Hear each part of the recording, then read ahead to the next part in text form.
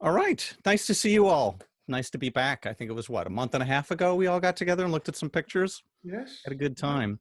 it So was. Thanks, Jeff.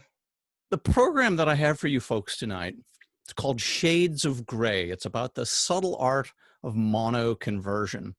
And it's an excerpt from a much more extensive and detailed day-long workshop that I do a few times a year. We won't have time to go into all of the fine details, but this should give you a nice overview of what kind of tools are available for you to make your monochromatic conversions and what kind of results are possible. And hope to give you guys some good tips and tricks along the way for seeing the world in black and white that makes for better capture. Black and white photography will always hold a very special place in my heart. It's what I grew up on. It's how I learned my way around a camera in a darkroom about 48 years ago. And it's the foundation for all of the photography that I've gone on to do throughout my life. Everything I have ever learned about photographic tone and contrast comes from my earliest shooting experiences and has stood me in good stead as I moved from black and white to color photography, and then more recently, in the last decade or so, from analog to digital photography. I just think there is something so timeless and essential, almost zen, about shooting black and white. For me, photography gets reduced to its purest elements of tone and contrast. And I find that incredibly appealing. Black and white photography has always been a part of my creative process, and I suspect it will continue to be for years to come, despite all of the rapid changes that we get in technology and technique in the photo world. So tonight, I'd like to share with you just a few of the many, many methods that are available to us as image makers for making monochrome conversions of our color captures. There are literally dozens of different ways to do this, so I'll just try and fit in as many as time allows for tonight. So why black and white? Well, despite the advent of analog color film and now color digital cameras, black and white photography continues to be very popular as a method of expression, even in the midst of the highly saturated Technicolor world in which we live and the high-tech devices that we have to capture that vivid color. Joseph Eckert, when he was writing for the Digital Photo School website, offers a good explanation of why this might be. And he says, why do black and white photographs continue to exercise this hold over the fancy of so many photographers, dabbling in amateur and pro, when we have cameras and techniques at our disposal that can capture every color under the sun? We can produce photographs of spectacular color range with arresting reds and blues and greens and yellows, and yet the simple power of an effective black and white shot can, arguably, of course, leave even the most brilliantly realized color shots in the artistic dust. A large part of the reason, as I see it, lay in that very simplicity of the monochromatic image.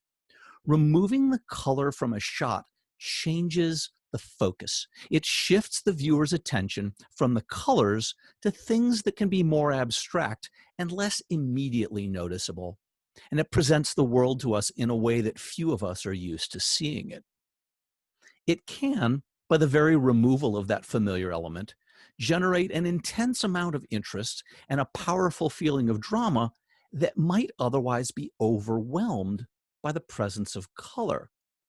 The prosaic can be made into something tremendously interesting by changing it, in a sense, into something even more prosaic, something even simpler. So I think what Mr. Eckert is onto, I think he's onto something here. Color can actually be a huge distraction. It has the ability, the potential at least, to pull our focus away from the primary elements that make up an image. They can distract the viewer away from where you want them to be paying attention. So this monochrome shot called the Amulet Vendor has been a very successful image for me. And as much as I liked some of the elements in the color original, the sepia-toned monochrome version is much more successful in telling the story that I wanted to tell. Why? Well, because I felt like the colors were distracting from the story I wanted to tell and not adding to it. In this case, I feel like the strong colors pull the spotlight of your attention away from the relationship between the three men. They draw the eye away from the focal point of the entire image.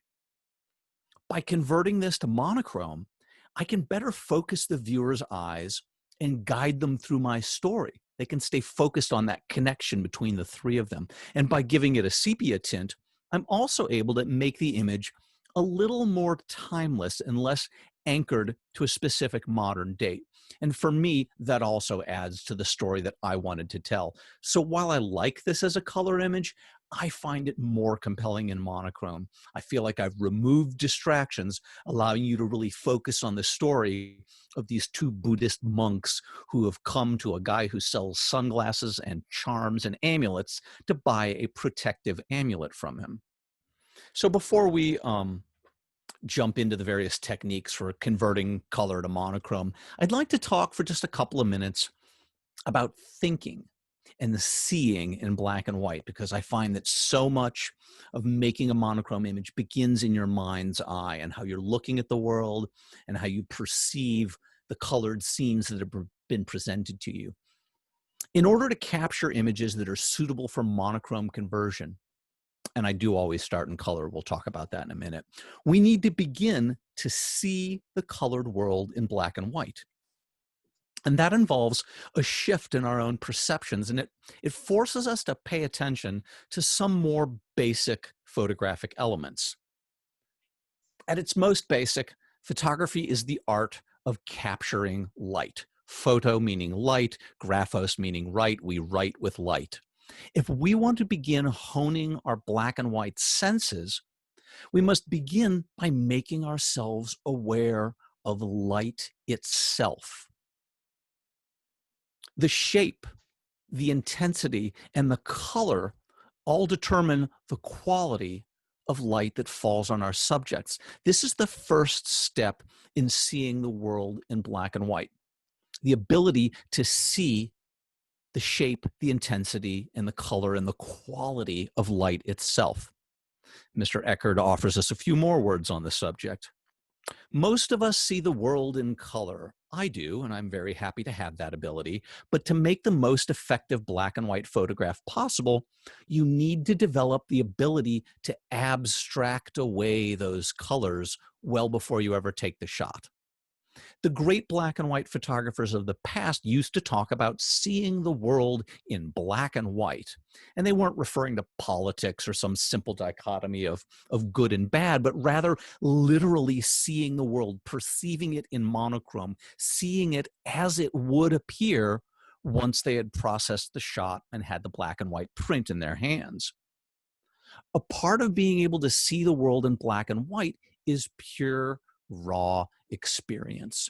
The more black and white photographs you take, the better you'll be able to understand what scenes and what shots work better in monochrome than they do in color. This can mean, and has meant in the digital era, taking tons of color photos and then haphazardly trying the black and white conversion on some subset of them, hoping to get lucky and hit on one or two that really pop in black and white. But you can short circuit this learning process, or you can at least help yourself along the way, by making yourself aware of what elements make the most impact in a black and white shot.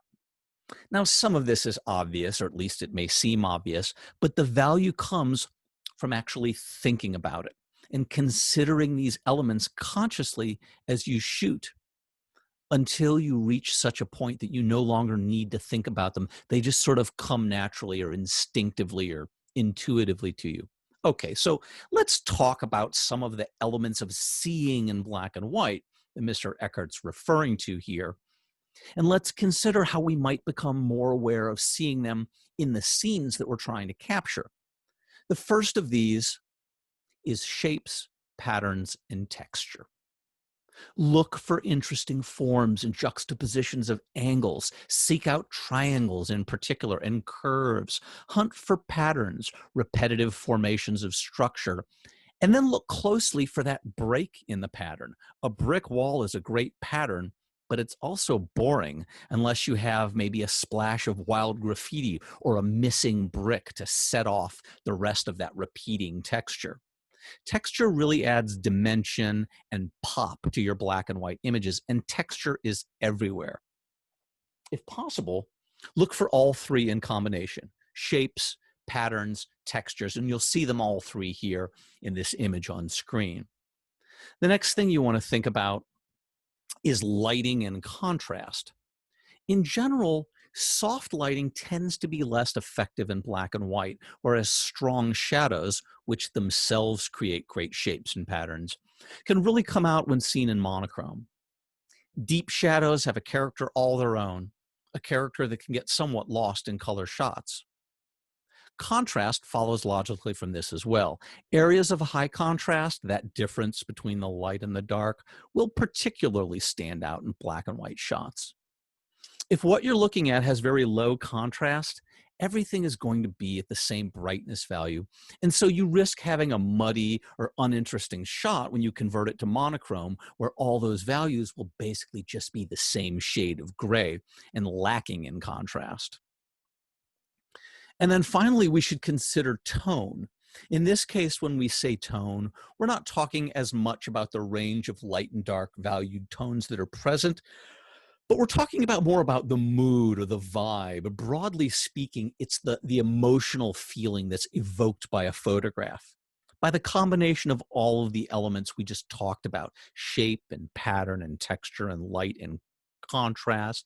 So you can have a tone that's very dark and moody, like something out of a noir film, or it can be light and airy, like a painting of a single cloud or an otherwise empty sky.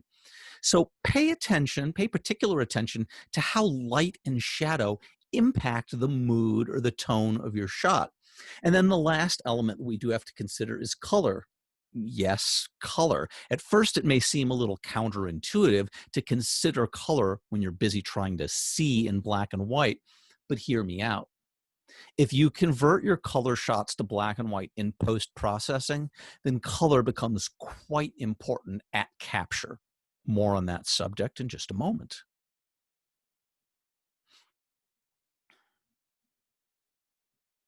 We are so used to perceiving the world in color that it can sometimes be hard to shift our way of seeing so that we're focused on the actual light values of black, white, and gray instead of the colored hues that light has, like purple and gold and red here. By paying attention to the amount of light itself, the tonal value, and ignoring the color of that light, we can begin to sharpen our skills as monochrome photographers. We can begin to see the world in black and white. It's not as easy as it sounds, so I do want to give you a few tricks you can try out to begin to adapt your eyes and your mind for a bit more monochromatic vision. Cultivating this ability to see the world as if it were lit in monochromatic light can be challenging at first. It takes a little imagination and it takes some practice to ignore color in the world around you. But the more you practice it, the more keenly you will be able to see light itself. And at the end of the day, light itself is what our photographs are actually composed of. The more you can develop this ability to see tones and contrasting light values instead of colors, the better you're going to get as a black and white photographer. So I want to teach you two tricks. The first one is a really clever trick that I learned from a Filipino street photographer named Ziza Cruz Bacani. She actually shoots for Magnum now after she got discovered by the New York Times. She is a phenomenal black and white street photographer. And one of the creative techniques that I learned from her in a workshop is to set your camera to capture both RAW and JPEG files at the same time, and to simultaneously set the picture style or picture control for that JPEG capture to be monochrome. So the RAW file gets captured in color and the JPEG gets captured in monochrome. You'll see example settings for Canon and Nikon cameras. So on the left-hand side here, you'll see how you would set it for RAW plus JPEG. And on the right-hand side, you would see how to change the picture style or picture control to be monochrome. Here's the advantage of this. Once you've set it up this way, you will see a black and white image on the back of your screen when you're reviewing your shots live in the field. So you'll take a picture and it'll look for all the world like you shot it in black and white, because the JPEG you see on the screen is a monochrome picture style. But when you get home, you'll still have the color raw in camera that you can use for more fine tuning that color to monochrome conversion. So for me, this is the best of both possible worlds. I can see in camera how my scene is registering as light or dark values in monochrome, but when I get home, I'm not stuck with the decision that the camera made about which values should go light or dark, and I have my color original to play with. So you can shortcut that process of learning how to see the world in mono because you're reviewing your shots in mono in the field. This also costs you nothing, and it can be done with the camera you already have. There is one other helpful tool in learning to see the world in mono, and this is one that I picked up from the late, great, recently departed black and white landscape master, Jack Curran, who many of us here in St. Louis had the great honor and pleasure of getting to work with and learn from. His black and white photography is breathtaking. It inspires me to reach that kind of level of expression and of dramatic black and white photography. He really, truly was a master, and his training videos are still available for sale on his website. His son is running the business now. Sadly, we lost Jack at a very young age to a heart attack just a few months ago. But one of the things that I learned from him in the years of working with him, we did some workshops together, was to pick up one of these Tiffin black and white viewing filters called a #1 black and white filter. It's about $45 or so. This is a filter for your eyes. This is a viewing filter. It's a little monocle you can hold up to your eye that turns the world monochrome. It's really sort of an amber colored black and white. It like subtracts out the reds and the blues, but it allows you to more readily see both tone and contrast in the scene that you're considering. And this can also be helpful in learning how to read the light in a scene and how to see in monochrome. So consider, go to your local camera store, see if they have one, pick it up and look around at the world through this black and white viewing filter. It's going to cut out the distracting color and show you, like I said, it looks a little bit like sort of an amber colored black and white.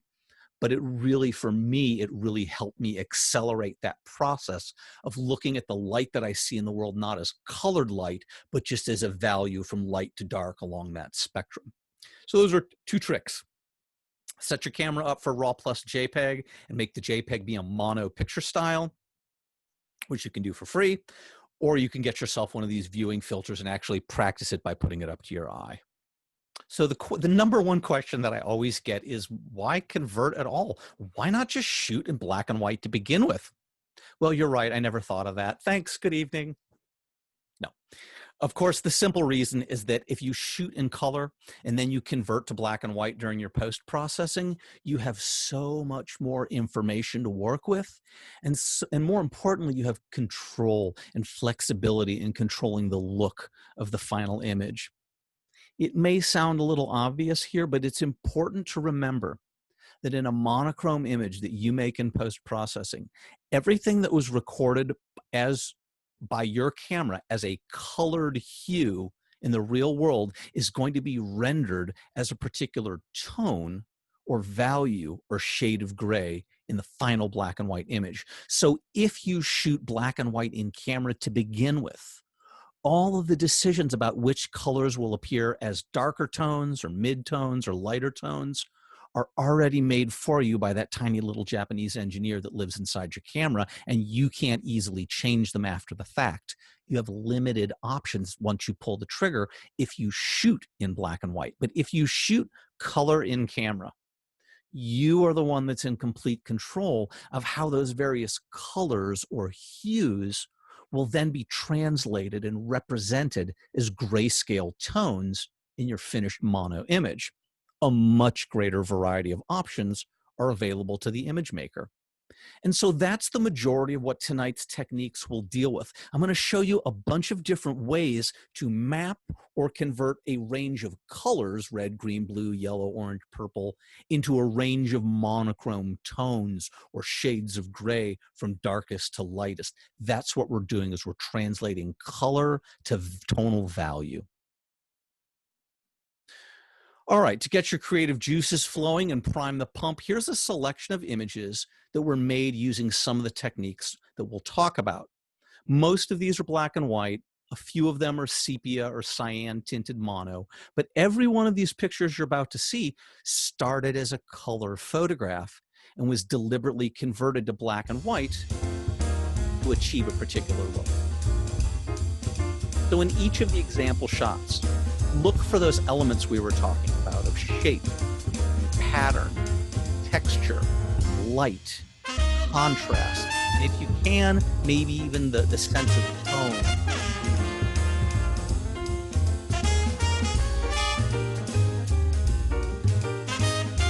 Carol, give me a thumbs up if you can see and hear this. Ma'am.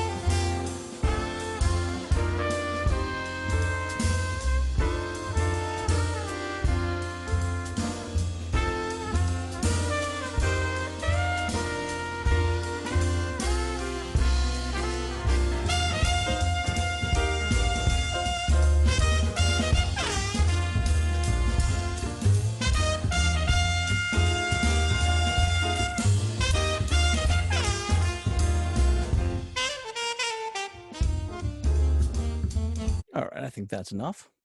Gives you an idea of it. Don't make you homesick, Carol, with all those St. Louis shots. So let's talk about the 5 commonly available tools that most people have for making beautiful black and white images. If you own Photoshop Elements, I suppose, or Lightroom, you can make fantastic monochrome conversions without any add-on software or extra expenses at all. Both programs have excellent features built right into them for making gorgeous black and white images. Photoshop alone has, I don't know, 6 or 7 different ways I can think of to make black and white photos. If you get more serious about your mono conversions and you wish to try some of the dedicated plugin packages for making monochrome images, you might consider purchasing a Photoshop or Lightroom plugin from any of the 3 leading third-party vendors. Nik Software, now owned by DxO, they have Silver Effects Pro. On One has a black and white filter as part of their Photo Raw suite, whatever they're calling it. They change the name of their product every 6 months. I think it's now still On One Photo Raw, but they might have changed it again. And then Topaz Studio also has its own black and white filter. So we'll take a brief look at each of these third-party plugins a little later on. Well, the good news is that your standard issue Photoshop, right out of the box, is host to any number of options for making great mono conversions. So we'll start there with a look at a few techniques. Okay, so you have several ways of making a mono image in Photoshop. In the olden days, we would go in and we would desaturate the color. We would just go in and take the saturation, color saturation, and dial it all the way down. We also have the option to convert the color mode from RGB to grayscale. I'll show you a really clever one where we can convert it to lab color and then extract the lightness channel. Tell you what, let's go ahead and pull up Photoshop and do that. I'm going to take a color image. Oh, we'll take this one and send it over to Photoshop with a Command E, Control E for you Windows users. So as I mentioned, we have a bunch of different ways to do this. I could go image, adjustment, desaturate, and just pull out all the color that way. One of my big complaints about this method, of course, is that I end up with a whole lot of identically valued grays. What was very separated colors of red and green and orange and blue and all of these, when I just took the color out of it, they were all basically the same value, so they all ended up that same muddy gray. Well, that's not much fun. Let's see, we also have available, let me make sure I check all these. Yes, convert to grayscale. We have the basic image mode, and we can convert it to grayscale. And it says, all right, do you want to discard the color information? Because to control this conversion, you could use image adjustments, black and white. And we'll get to that in a minute, because that's really how they intend for you to do it. So yeah, I can convert color to grayscale, and I get about the same value as I do if I desaturate it. They're pretty much all the same muddy middle gray. I have no drama here, and this is a black and white image. It's just lost all of the intensity and the flavor in going from color to black and white. There is this clever trick.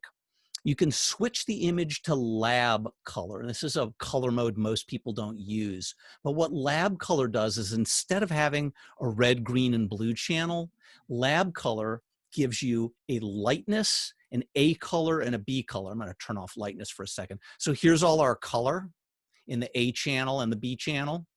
And then there's a separate channel for lightness. So if I turn off the A and B channels, I actually have the lightness of this picture as its own separate layer that I could then convert back to grayscale. It's a little better than the straight up conversion. There's a little bit more detail and tonal separation, but it's still not fabulous. Some shots this works okay on.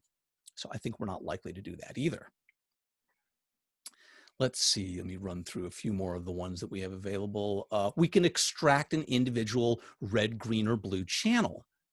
So this is a trick from the old days, where you might look at, instead of the composite red, green, and blue channel, you could look at the red channel, the green channel, or the blue channel. And when you look at the green channel particularly, we begin to see some tonal separation. This building that was red suddenly gets darker, as does this, red being the complement of green on the color wheel. So we might be able to start a monochrome conversion by pulling out the green channel or the blue channel and getting a little bit more drama out of our picture. The red one left us something that was about as flat as the other methods that we tried. And our last one, there is a channel blending filter where we could say, hey, I want to use the channel mixer, and I want 50% of my blue channel and 30% of my green channel. Let's see, I think that's in the channel mixer. I don't use that very often, so I've forgotten where they've moved it to, probably in the filters. And that allows you to pick a percentage of each of those values. Again, I find that to be a bit of a substandard way of doing it. What they really intend for you to do, the Adobe engineers who built this program, is to go image, adjustments, and go to the black and white. And if you go, there's the channel mixer right there. If you go to the black and white conversion here, you're going to get a series of sliders here.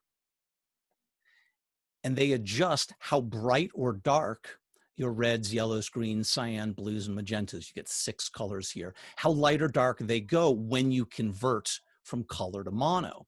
There is an auto button that will attempt to sort of guess what those values should be.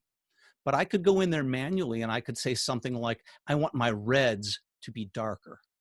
And all the things that are red in the picture in color are going to be darker in the mono. Already, I now have a dark, medium, and light colored building here, when a couple of minutes ago, all I had was a bunch of neutral gray ones. We could take our blues and decide that we want the blues to be brighter or darker as well. A little bit darker there. Let's see about what my yellows get me. The yellows are affecting a lot of the scene, so depending on what I do with them, it's going to have that impact. So this is the way that the people who built Photoshop intend for you to make a monochrome conversion in Photoshop. Go to this black and white filter and then adjust the values of these 6 colored hues for how light or dark you want them to be. If I uncheck the preview box here, I can see my picture in color, and it reminds me that I've got magenta over here, so I could maybe make my magenta building go brighter. I'm going to try. Didn't get me as bright as I want because there's probably enough red here. Yeah, this is mostly red. So unfortunately, this building, if I make it brighter, the other red buildings we have will also get a little brighter as well. So this allows me to create a mono conversion that's at least got some more drama than the default desaturate, go to grayscale, pull out the L channel, do a color mix. At least when I'm going from color to black and white here, I have a little bit more control over how each of these tones is going to be. I do have some greens down here. So as I go back to the black and white, maybe I'll take this green cover on the boat and I'll try and brighten it up so I get some tonal separation from the boat. And indeed, bringing up the greens was helpful because it brought this up and it brought this laundry up over here that was in fact color. So what we're doing here is we're choosing how to map from a colored hue to a black and white tone. And this works relatively well, but it works even better in Lightroom because Lightroom gives us 2 more color sliders, including an orange. And the orange would have been helpful for us here to get separate tone on this building as well. So that's the quick and dirty on how you might do it 5, 6 different ways in Photoshop. So the last one is the one you want: image, adjustments, black and white. That'll bring you into the dialogue where you can tell Photoshop, hey, I want my blues to be bright for the sky and my grasses to be dark for the ground, that sort of thing. In Lightroom, we similarly have the ability to desaturate color, but the conversion to black and white using the mixer is a lot easier to control and work with in Lightroom because A, we get a special little tool that we can use, and B, we get several more colors to play with. So we'll talk about a couple of Lightroom conversion methods now. So we'll use this same image, in fact. So I'm going to hit D to take this into develop. So at the very top, you've got a treatment. You can go from color to black and white, and simply clicking the black and white will begin that monochrome conversion process. As you'll notice, it is by default pretty flat and all the values are the same. Down here in what used to be the HSL pane, so in color, these sliders control the hue, the saturation, and the luminance of each of our component colors. And you get red, orange, yellow, green, aqua, blue, purple, and magenta. So there's a much greater color separation here than we had those controls in Photoshop. And in color, I could use it to, take all the saturation out of the reds or the blues or the oranges, etc. And look, I've basically left behind the greens in this case. So I'll reset that. So these same controls in color that control what hue my reds are. I can make my reds more orange or more magenta. I can make my reds more saturated or less saturated. I can make my reds brighter or darker luminance. Well, when you switch over to the monochrome, the black and white mode, those sliders just become the black and white mix for you. And what I'm going to do is I'm going to split the screen so that you guys can see the color image on the left, because I will frequently do this as a little bit of a guide for myself so that I have a sense of what the colors I'm playing with over here. There is an auto button, and I can click on that and I can ask it to take a crack at automatically separating those. It really only does an okay job. So what I'm going to reach for is this tiny little tool right here. It's almost invisible. This little guy right here. It's called the Targeted Adjustment Tool. And when I pick this thing up and I have it in my hand, I can come into my picture and I can click and drag up to make those tones brighter or those hues, or down to make it darker. So if I want my blues to get darker, I'm going to come into this blue house here. I'm going to click and drag down. Notice how the blue slider has moved to the left, and I've been able to make that blue house get much darker. I'm going to come over to the red house here. I'm going to click and drag up so my reds are getting brighter.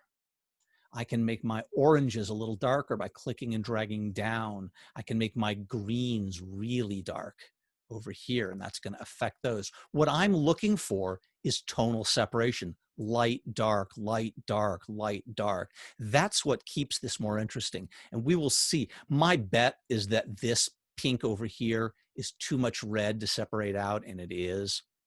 I can get at the greens a little bit. We've already made those pretty dark. And that's about as good as we get for a tonal separation here. My oranges I can get separately, so maybe I bring those up a little bit. There's a lot more dynamism to this than the automatic one that we had. Here's the auto value, and then here's the one where I manually went in and I decided which of these colors I wanted to map to brighter or darker hues. Try it again with one more image over here. So once again, I'm going to convert this to monochrome by clicking black and white in the treatment section up here in Lightroom. And in this case, I have to decide what I want to do with the sky. The sky is this big blue area.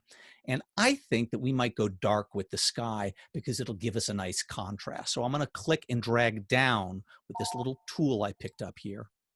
And look at how my sky gets much darker and more dramatic and provides me contrast to the buildings here. Maybe I want my greens to go a little dark. My blues look good. My reds, I might make those go a little dark. Maybe we'll make the greens be brighter. Nope, that's too much blue in there. Let's go over here. See if I can go bright in the green building. I might even go even darker. This allows me to create, again, that kind of drama that I'm looking for. I'm looking for light, dark kind of drama. So maybe we go brighter with the greens, and that pops that out a little bit. So this is one of my favorite ways to make monochrome conversions. I have a student of mine who, when he retired, he started digging into the photo archives that he and his wife had shot over many decades.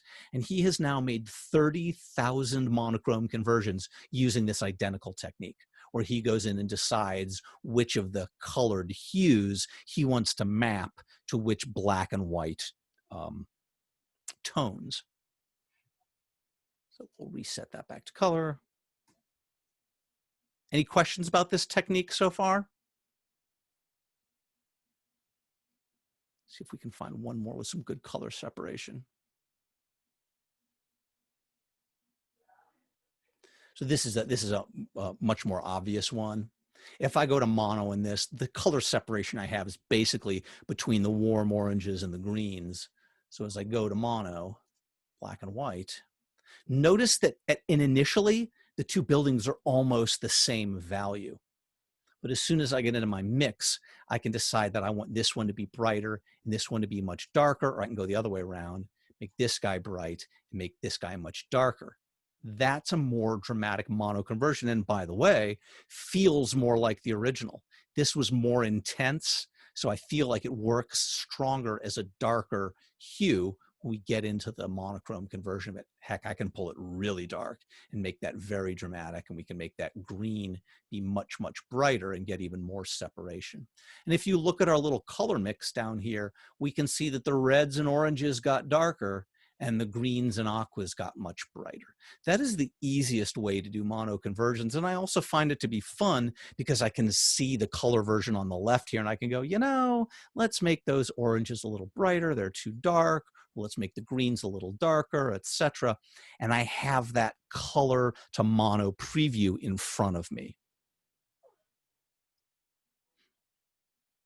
There are some developed presets and some camera calibration profiles that you can run. So let's go ahead and reset this image. Let's go grab a better color out of here.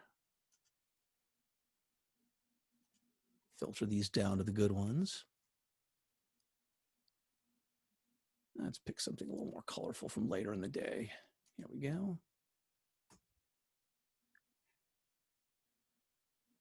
Actually, what I need to do is I need to pull a raw file instead of a linear one. See if I've got one here. Here we go. Here's a raw file.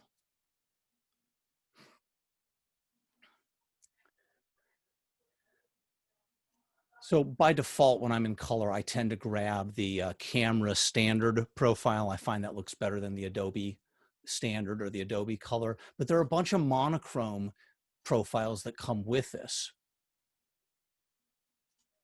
Like 7 different black and white styles that each do a different kind of tonal conversion. And frankly, some of these are great. Like that, this to me is a little sort of flat and muddy, but some of these have nice, strong, punchy contrast. Like that one, that's going to give me nice dark blacks and bright whites. And there are about, I don't know, 17 or so of these. Some of these emulate a typical photo filter, like a green filter or a blue filter, and some of them are just different tonal matches.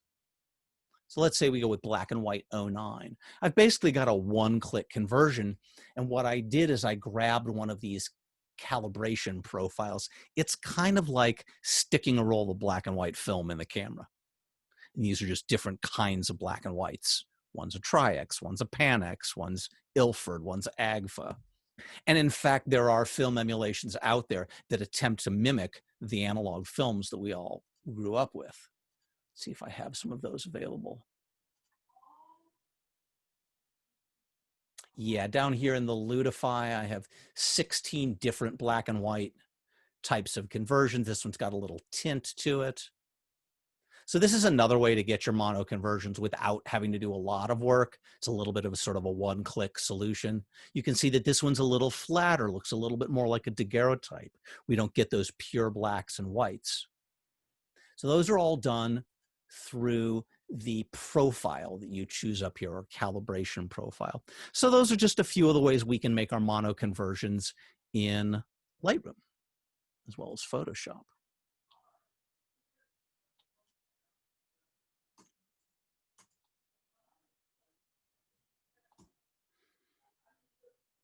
And as I mentioned earlier, there are some third-party monochrome conversion plugins that are available both for Lightroom and Photoshop, and these days they run on their own as standalone.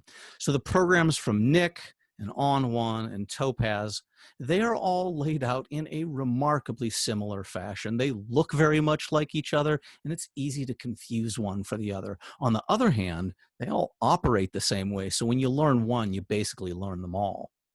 The left side of the screen is usually occupied with various presets. The center has the working area for the image, and the right side has all the various knobs and sliders and buttons and controls for adjusting that conversion from color to mono. The conversion parameters that each of these plugins usually are going to have include color filters or controls like we saw, brightness, contrast, detail, sharpness, and levels and curves and other tonal modifiers. Each of these programs also offers a variety of finishing touches that you can apply to your images after you've converted them to monochrome. So these are things like vignetting, or a little colored tinting or toning, or burned edges, or various paper types. They have frames, they have grain, they have glow, they have transparency options for blending. They can make it look like an old wet plate negative. There are all these sort of finishing touches, and depending on which program you're in, you'll have different options available. So all three of these programs have some set or subset of every one of those basic features, and they are all pretty much laid out on the screen in the same way. So as I said, learning any one of them should give you a good idea of how they all work. Each of the programs must solve the same problem that we were just going through. How do we convert the various colored hues in our scene into various shades or tones in black and white? And each of the programs has a slightly different algorithm and way of doing it. They each have their strengths and their weaknesses, but I'm going to go ahead and rank them 1, 2, 3 in order for you based on my experience working with them over the last decade or so. This is just one person's opinion. This is my opinion. Your mileage may vary. You may love one and hate the other. The good news is you have lots of them to choose from. So let's start with Silver Effects Pro from Nik, which was originally its own company, and then Google bought them, and then DxO bought them. This is pretty much, if you'll forgive the pun, the Silver Effects is the gold standard as far as dedicated monochrome conversion products go.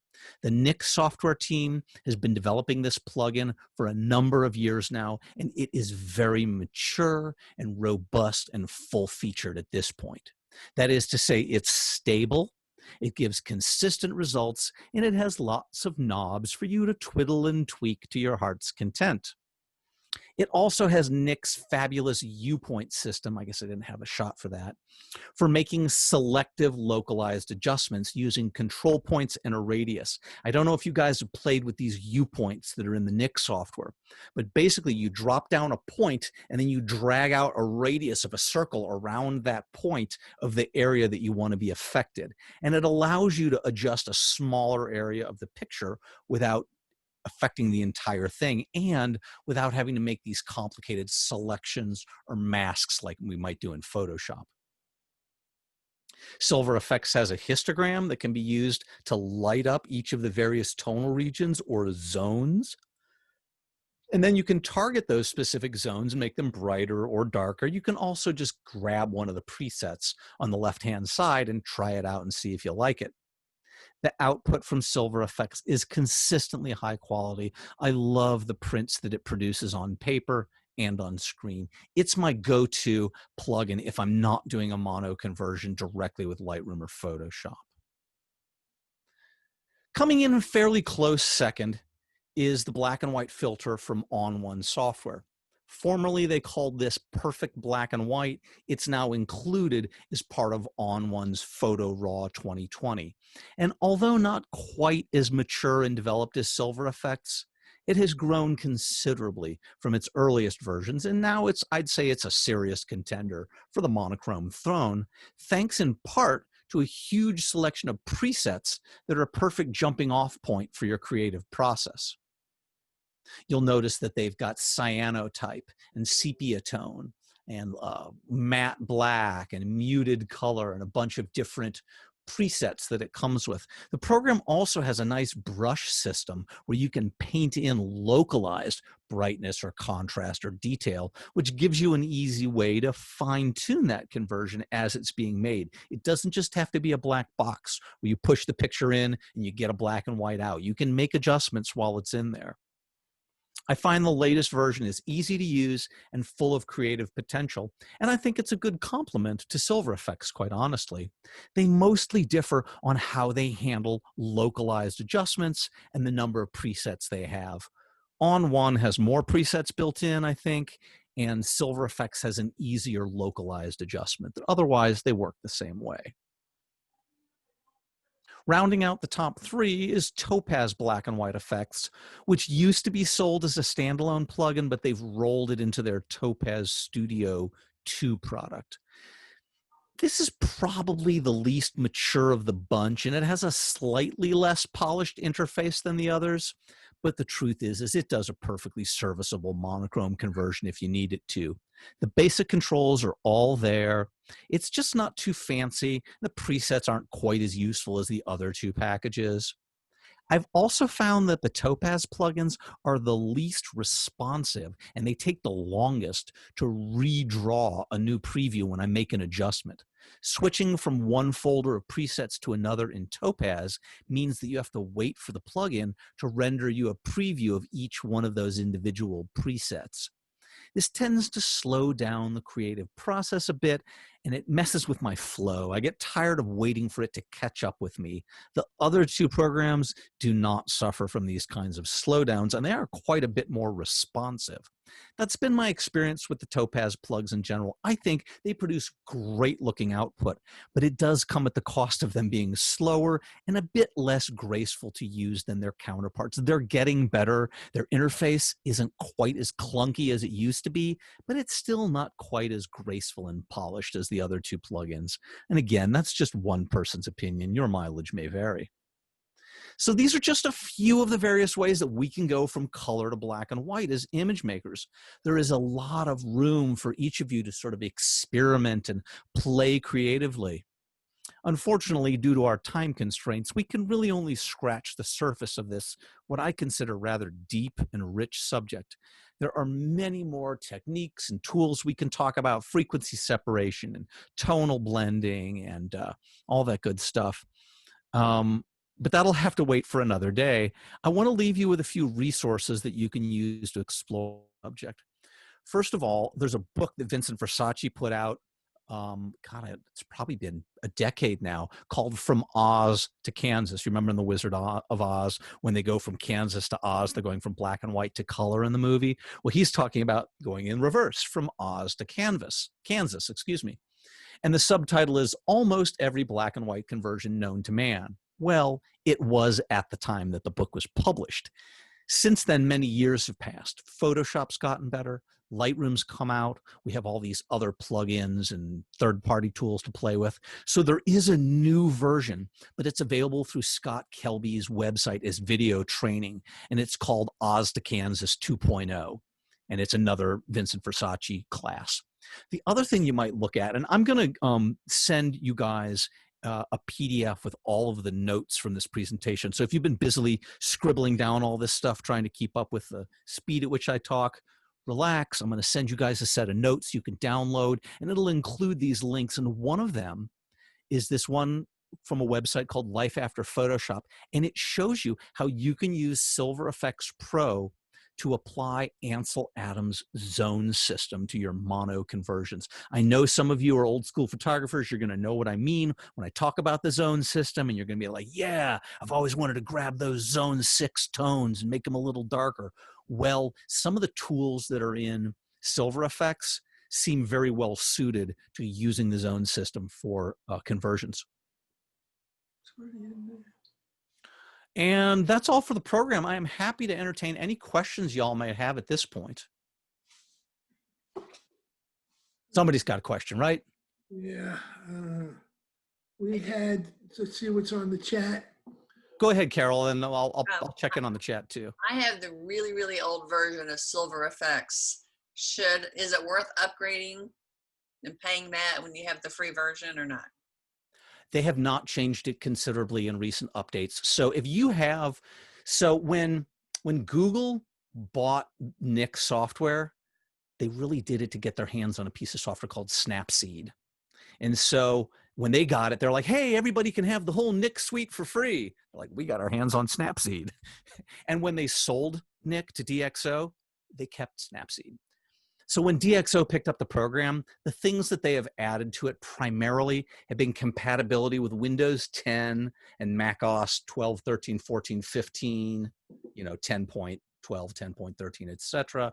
So there's some compatibility updates, some bug fixes, make it work with newer graphics cards, but functionally, it's basically the same program that it's always been. So if you've got a working version and it isn't crashing on you, you're golden. You're good to go with that. A great tip that Jeff passed to us in mirrorless cameras, at least on the Fuji, he has the option to set his viewfinder to mono, and he gets a real-time view. So he's basically got a built-in. So if you're working with electronic viewfinder instead of a digital SLR, you can adjust your camera and you can begin to coach yourself on seeing the world in mono by looking through the viewfinder and going, oh, all of those things that are red when I look with my eyes are darker black when I look through the viewfinder, or lighter. So that's a great trick. Do I use the noir much? I assume someone's talking about a noir setting within one of the plugins. For me, I'm letting the image dictate how the mono conversion is going to go. If I'm looking for something that's very bright or is very contrasty, I might go one way. If I'm looking for something that's a little more subtle and complex, I might go another. Other questions? I'm seeing none. Well, thanks for your time this evening, folks. Nice to hang out with you for a little while and talk shop. Jeff, can you hear me? I can. Go ahead. I just wanted to say thank you very much. I noticed that all of the ones that I could see anyway were not breathing, which means they were listening to you with rapt attention. And we do appreciate your insights in this. And I know for me, I've gotten away from black and white for a while, and you've renewed my interest. So. Any of you who started out as black and white photographers in that wet darkroom with the smell of fixer wafting through the air like perfume, go shoot some black and white. You will immediately remember what you loved about it as a medium. It's so fun. I want to get that #4 filter, that Kodak high contrast #4 filter, and slide it into the larger and and take my, you know, my Ilford XP1400 film and make some nice high contrast black and white prints. It's not a lost art. Go ahead. Does it help to be colorblind? Yes. It honestly does. I work with so many photographers, men in particular, who have that red-green color blindness. And for some of them, that's what we do, is we spend a lot of time working on it, because for you, it doesn't matter whether you can see the colors or not. You can reach in with that targeted adjustment tool into that building or car or shirt and click and drag it up or down. It doesn't matter what color it was. You didn't need to go look and go, oh, it's the red slider, I'm going to make darker. You can stick that tool in there and say, make this area brighter, make this area darker. So it's a great expressive mode for mono. Is there any advantage to shoving the colors up, increasing the saturation before you start? It's just gonna change the value of how they convert. So you may get a more intense shade to work with, and you may have a more obvious green, a more obvious red. So yeah, that might help you with the tonal separation. The other thing that I neglected to mention, so when you're playing with that color to mono conversion in Lightroom particularly, because Lightroom's all non-destructive, it's still looking at your color image behind the scenes. So when I was adjusting those sliders to make my blues brighter or darker, it's still blue in the original. What that means is that if you go in and you play with the white balance, the temperature and the tint, it will also affect how things go light and dark in the mono conversion, because you're changing the colored values of the underlying original image. So if you push it more towards the yellow, well, then you're going to have more prominent yellows that therefore, when you convert them to mono, could be lighter or darker. So even temperature and tint will affect that mono conversion if you're doing it in something like Lightroom. I finally figured out how to turn my camera back on, so hi. Have a good evening, folks. And listen, if you have any further questions, I'm going to include my contact information. Vincent's got all my stuff. I'm jeff@jeffhirsch.com. Go ahead and get on my mailing list. You'll get announcements for classes and tips and tricks. Someone's got a little viewer there for us. Arthur, you going to show them your viewer? Yes, this is a Zone 6. It's exactly the same thing that you were discussing. A Zone 6 Studio. I could make it monochrome. And that's going to help the viewer begin to see the world not so much as colored hues of red, blue, and green, but as tonal values of highlight, mid-tone, shadow, whites and blacks, contrast and separation and drama. Yes, I originally got it to pretend I was a movie director. You got to walk around like this then, looking at all your subjects. Oh, that's good. We're going to go for close-up there. You know, before everybody leaves, I just want to remind everybody we have a photo critique coming up. I see Bob Cameron in the audience, and Scott Chris. Where is Scott? Did he disappear already? He must have fallen asleep on us. But they will be doing our critiquing for, I believe it's next week. There's Scott. Hey, Scott. So please start sending your images, a maximum of 3, to Greg Lamont. I will resend his email address to you guys again, hopefully tomorrow. That's about it. I thank you very much, Jeff. I thank everybody for being here. Thanks, folks. Enjoy the sunny weather. Bye, Jeff. Sunny but cool. Thanks, Jeff.